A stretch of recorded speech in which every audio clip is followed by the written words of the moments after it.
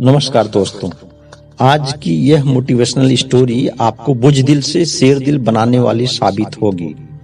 बस आप इस वीडियो के साथ अंत तक बने रहिएगा। एक बार क्या हुआ कि एक जगह एक शेरनी प्रसव पीड़ा से व्याकुल थी। खुदा का करिश्मा तो देखिए, शेरनी ने एक शावक शेर को जन्म दिया, लेकिन वह वहीं मर गई। परिस्थिति कुछ ऐसी बनी कि संयोगवश वहीं से भेड़ों का एक झुंड जा रहा था जहां शेरनी ने शावक को जन्म दिया था। यहाँ वह शेर का शावक बच्चा भी इस भेड़ों के झुंड में शामिल हो गया।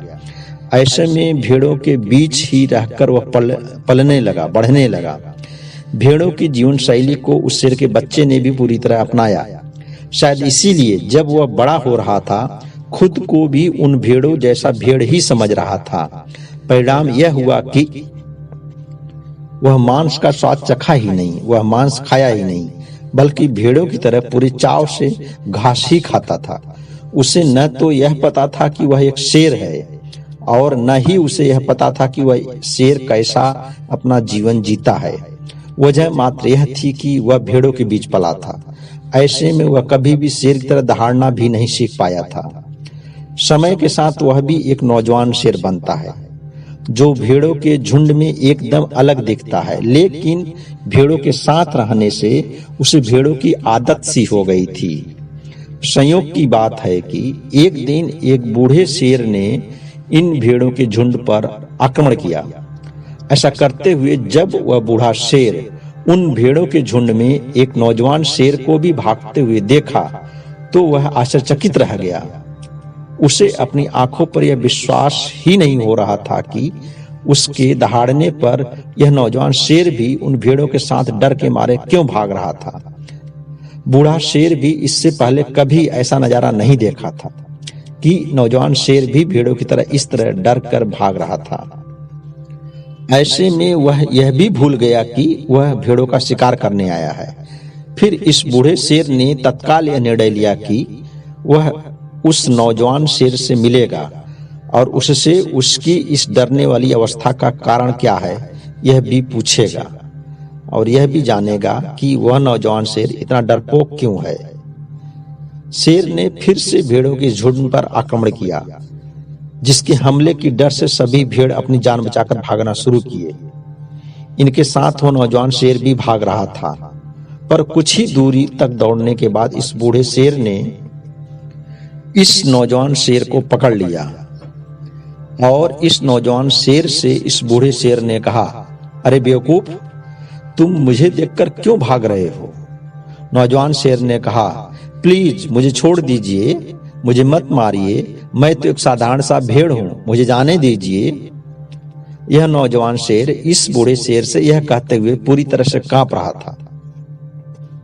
ऐसे में वह बूढ़ा शेर, जो कि बहुत ही अनुभवी था, यह समझ गया कि इसकी यह अवस्था सिर्फ भेड़ों के बीच पलने बढ़ने की वजह से ही हुई है। अतः बूढ़े शेर ने निर्णय लिया कि उस नौजवान शेर को यह समझाना होगा कि वह भेड़ नहीं बल्कि एक शेर है। इसलिए वह बूढ़ा शेर उस नौजवान शेर को एक तालाब के पास लेकर जाता है, और उस नौजवान शेर से बूढ़ा शेर कहता है कि अपने आप को इस तालाब के पानी में देखो और फिर मुझे देखो।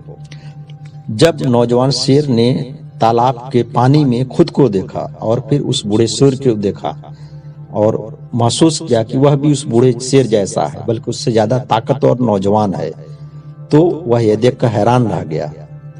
और उसी पल वह शेर बदल चुका था। अब वह भेड़ नहीं था, बल्कि एक नौजवान शेर था। अब वह अपनी वास्तविकता को जान चुका था। अब वह एक क्षण में ही खुद को बदला और एक नौजवान शेर की तरह दहाड़ा। उसकी दहाड़ को सुनकर के पूरा जंगल कांप गया, क्योंकि अब वह अपने आप को पहचान चुका था और अपनी ताकत भी पहचान चुका था। और अब उसने खुद को मानसिक और शारीरिक रूप से इतना ताकतवर महसूस किया जितना आज के पहले वह कभी नहीं महसूस किया था। अब वह जान गया था कि वह भेड़ की तरह जीना उसकी जिंदगी की वास्तविकता नहीं थी। अब वह खुद को पहचान चुका था कि वह एक शेर है और नौजवान शेर है। तो दोस्तों, इस कहानी से हमें यह सीखना चाहिए कि हम भी तालाब रूपी मन मस्तिष्क में झांक कर अपनी कमजोरी को पहचानें और उसे दूर करें। वास्तव में हम सभी मन मस्तिष्क से एक शेर ही हैं, जिन्हें आसपास के लोग और माहौल ने भेड़ बना दिया है। कमजोर लोग अपनी कमजोरी और अपनी असफलता आप में भी भर दिए हैं, जिससे आप निकलिए और अपनी कमजोरियों को दूर करिए और खुद को सफल बनाकर इस जंगल रूपी दुनिया पर राज करिए। धन्यवाद दोस्तों।